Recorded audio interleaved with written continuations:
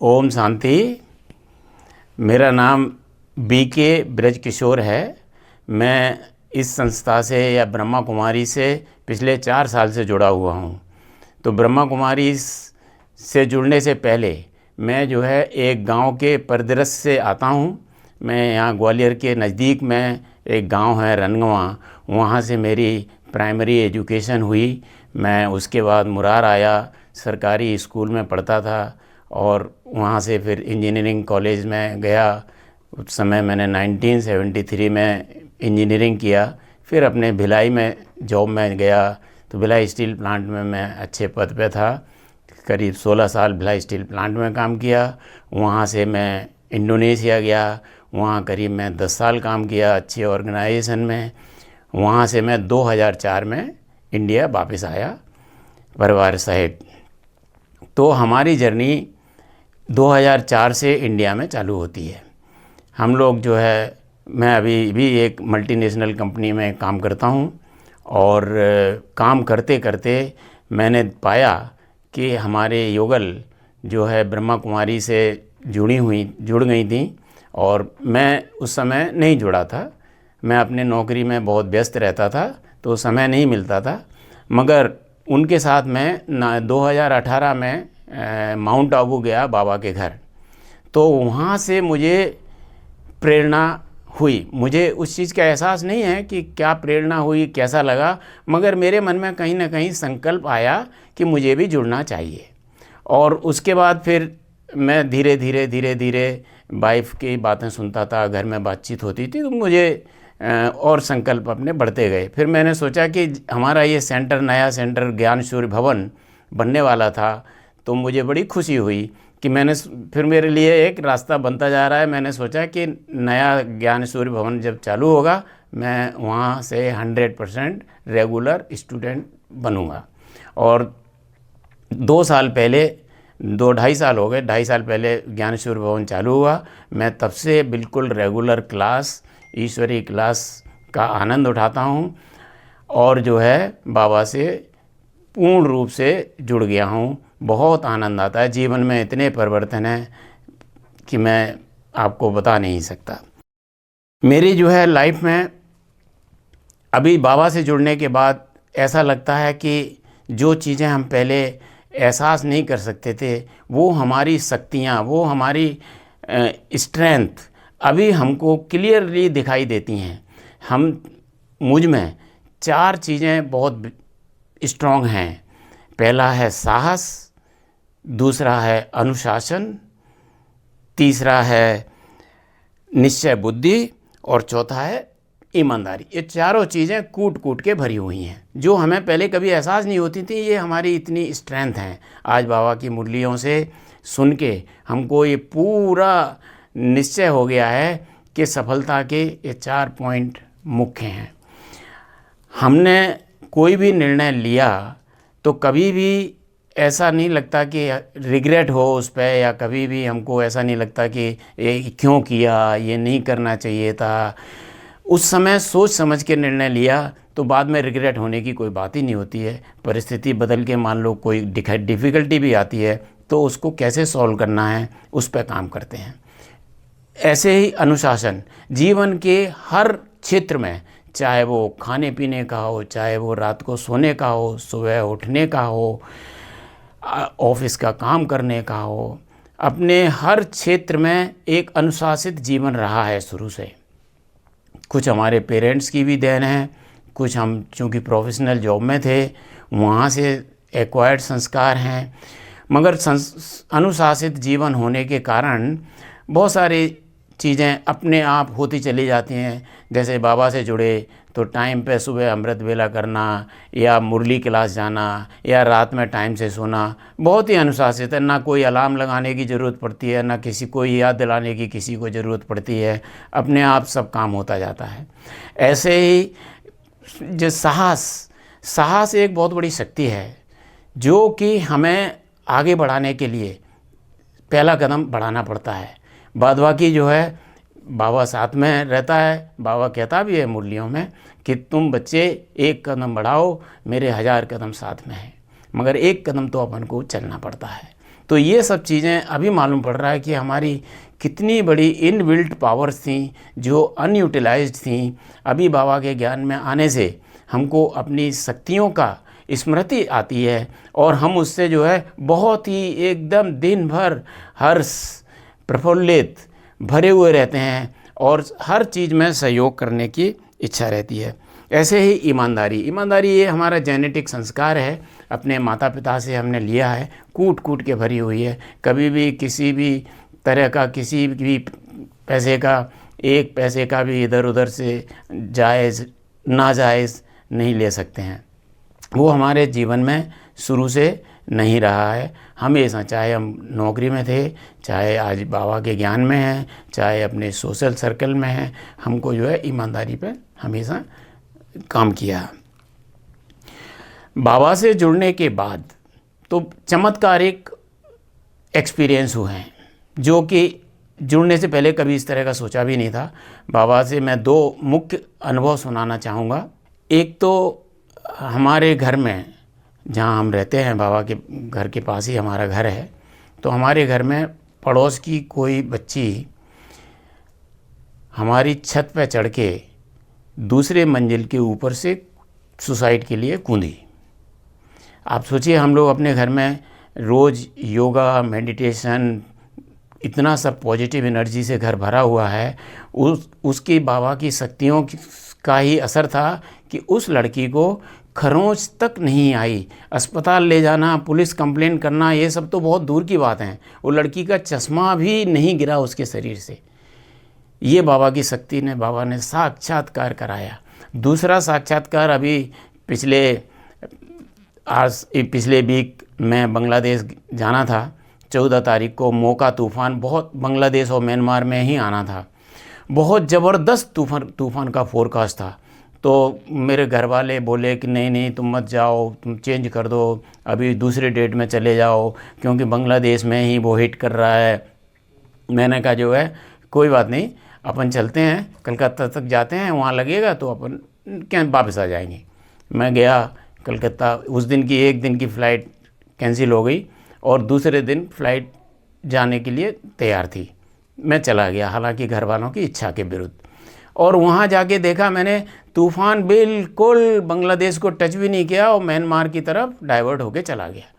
आप देखिए कितनी बड़ी परमात्मा की शक्ति थी कि ना प्लेन में कोई प्रॉब्लम, ना वहाँ लैंड करने का प्रॉब्लम, ना वहाँ हवा, ना पानी की बूंद, कुछ नहीं था, इतना शांत। तो ये दो अनुभव बाबा की शक्तियों के, बाबा से जुड़ने के बाद, ये तो मुख्य अनुभव हैं। ऐसे जुड़ने के बाद तो बाबा रात दिन कुछ ना कुछ आपको एहसास होता रहेगा कि वास्तव में शक्तियाँ हमारे साथ चल रही हैं, बाबा हमारे साथ हमेशा खड़ा हुआ है। तो ये जो इन बाबा से जुड़ने के बाद अभी हमको लगने लगा है कि रिटायरमेंट के बाद हमको दूसरा कोई काम सोचने की ज़रूरत भी नहीं है। परमात्मा साथ में है, इच्छा है कि परमात्मा के सेवा का जो भी काम है और ज़्यादा जो दे सकते हैं और ज़्यादा देते ही रहेंगे।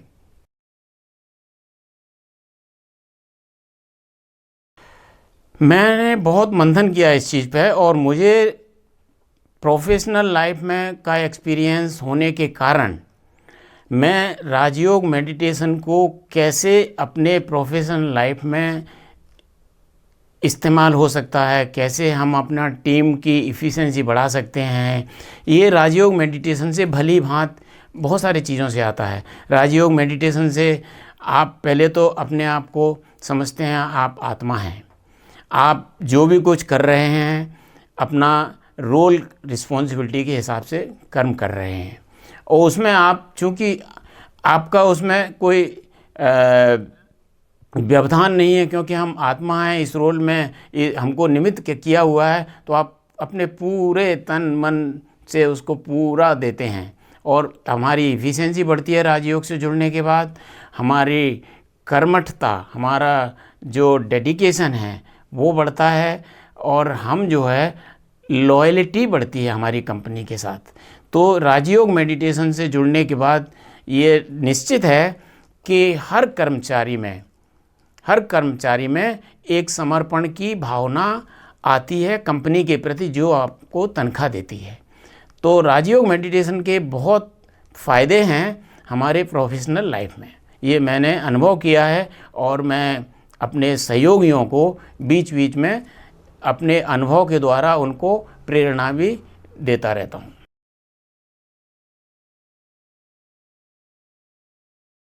मैं अपने जीवन के 2 वृत्तांत आप लोगों के समक्ष रखना चाहूँगा जो कि काफ़ी लेसन लर्निंग है।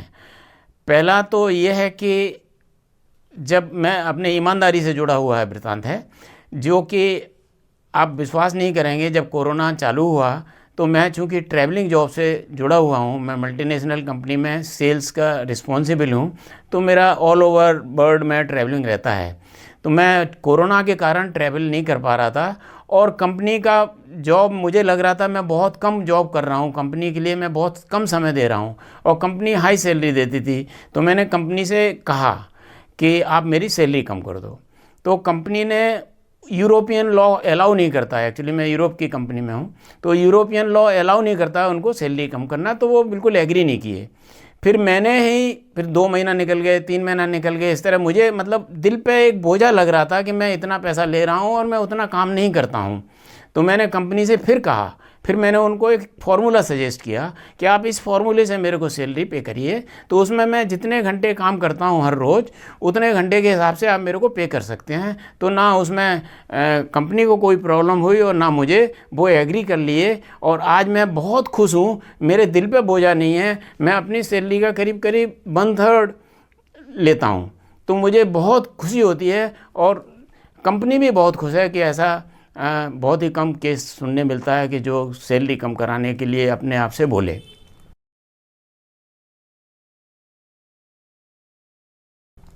दूसरा उदाहरण मैं देना चाहूँगा कि मेरी लाइफ में 2 बहुत बड़ी घटनाएं हुई जहाँ से मुझे दूसरा जन्म हुआ। एक, मैं जब कंपनी में काम करता था इंडोनेशिया में, वहाँ इलेक्ट्रिकल कंट्रोल रूम में फायर हुआ और वो इतना मैसिव फायर था, इतना भयानक आग लगा। फिर हम लोग जो है फायर ब्रिगेड के साथ इलेक्ट्रिकल रूम में ऊपर चढ़ गए उसको बुझाने के लिए। फिर फायर बढ़ती ही जा रही है, वो तो इतनी ज़्यादा अनकंट्रोल हो गई कि चारों तरफ से, रूम के चारों तरफ से बिल्कुल लपटें आ रही थी। फाइनली मैं दौड़ के, और भी लोग थे मेरे साथ, सिक्योरिटी के बंदे थे, मैं था, हम छत पे चढ़ गए। छत पे कितनी देर बचते थे, मुश्किल से 15-20 मिनट वहाँ रहने के बाद तो ऐसा लग रहा था हम यहीं भुन जाएंगे। तो सिक्योरिटी वाला तो बंदा छत से जो है कैसे भी पाइप पकड़ के नीचे उतर के बच गया। अब मेरी बारी थी, मुझे निर्णय लेना था कि मैं यहाँ से कूदूँ, हाथ पैर टूटने में मंजूर करूँ या मैं जिंदा जलने में। तो मैंने चॉइस किया कि भैया कूद जाओ, हाथ पैर टूटेगा तो जिंदा तो रहेंगे। मैंने डिसाइड किया। फिर मैं भी सिक्योरिटी वाले की तरह है, कुछ ना कुछ पाइप पकड़ के कहीं दूसरी छत पे कूदे, कैसे भी मैं नीचे आ गया और बिल्कुल सही सलामत वो मेरा एक जीवन बचा। मेरे को जो है ईश्वर का बहुत बहुत धन्यवाद करता हूँ। ईश्वर साथ होता है तो काम आसान होते हैं। दूसरी भी घटना कुछ ऐसी ही है। मैं जो है चूँकि बड़ा सख्त था काम के मामले में, तो एक वर्कर ने मेरे ऊपर रॉड से हमला किया। चूँकि मेरे सिर में हेलमेट रहता था, इतनी ज़ोर से मुझे हिट किया, मेरा हेलमेट 2 फाड़ हो गया और मेरे को जो है चोट सिर में नहीं आई, हेलमेट ने बचाया, मगर रॉड से उसने हमला किया। तो मेरा फिर क्या किया, मैंने उसको जो गर्दन से जो पकड़ा, दबाया कि अब, तो उसने मेरा हाथ पूरा ऐसा खा लिया और इसमें से पूरा फ्लैश निकला है, पूरा फ्लैश निकला है। तो ये एक घटना थी जो कि मुझे वास्तव में बहुत कुछ सिखाया भी और मेरे जो है जीवन में काफ़ी परिवर्तन लाया। इसके बाद से मैंने जीवन में अपने हिसाब से, इस हिसाब से चेंजेस किए, मगर ये 2 घटनाओं ने मुझे काफ़ी हिला दिया था। जैसा कि मैंने बताया, मैं अनुशासन में बहुत विश्वास करता हूँ और मेरी पूरी ज़िंदगी का अनुभव है, बहुत अनुशासित लाइफ है।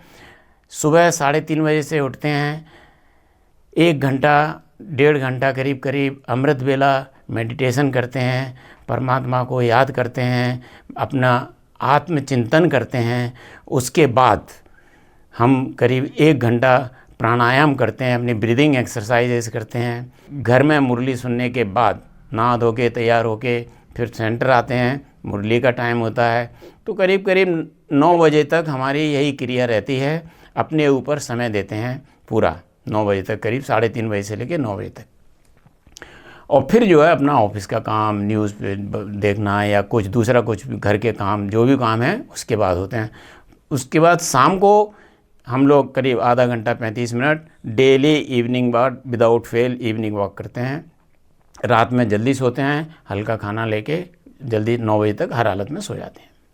तो हमारी लाइफ पूरी अनुशासित रहती है। खाने पीने पे भी बहुत ध्यान देते हैं।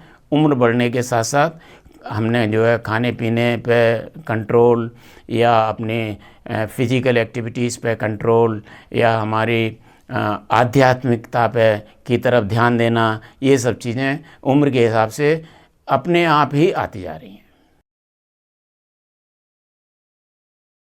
मेरा संदेश तो यही है कि जीवन बहुत आसान रहता है यदि हम राजयोग मेडिटेशन से जुड़ें और परमात्मा के ज्ञान से जुड़ें।